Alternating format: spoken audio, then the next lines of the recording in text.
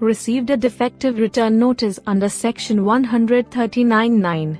You need to respond to it within 15 days on the e-filing portal. This video will show you how.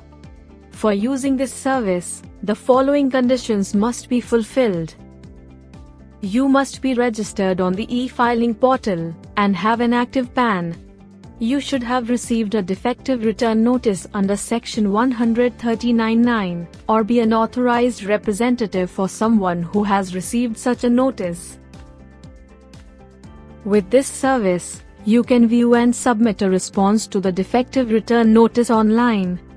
You can also add or withdraw an authorized representative to respond to defective return notice.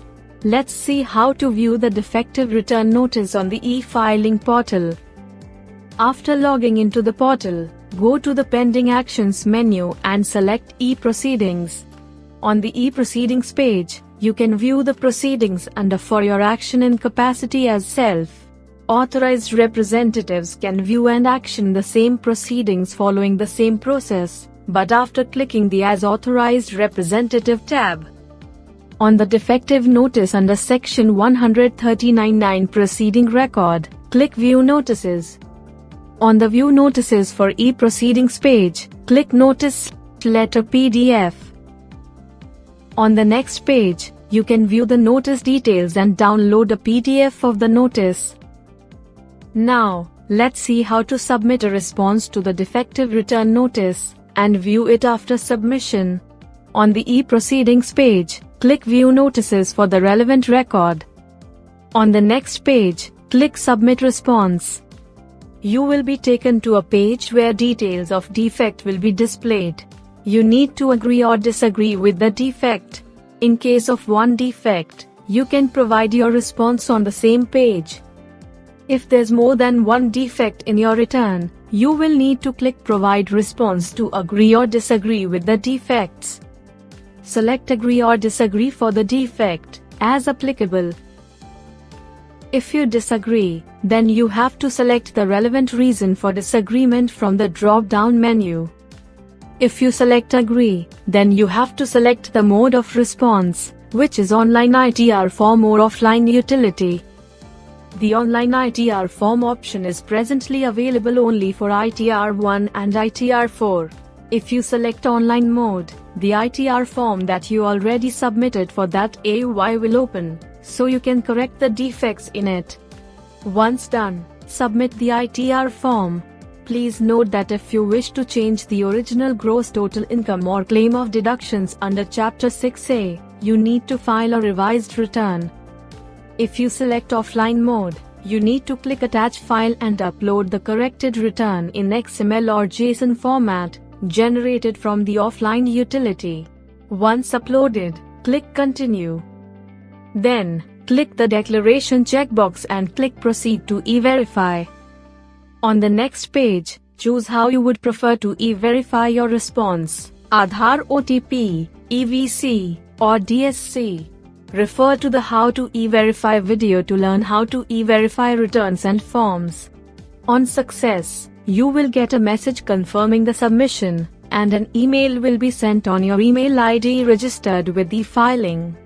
You can view your response by clicking View Response on this page.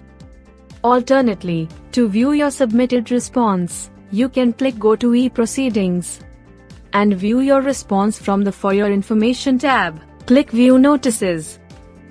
Then, on the next page, click View Response. You will be taken to a new page, where the details of the response you submitted will be displayed. You can also add or withdraw an authorized representative to respond to defective return notice using this service. Let's see how. On the e-Proceedings page, click Add View Authorized Representative on a proceeding under the For Your Action tab.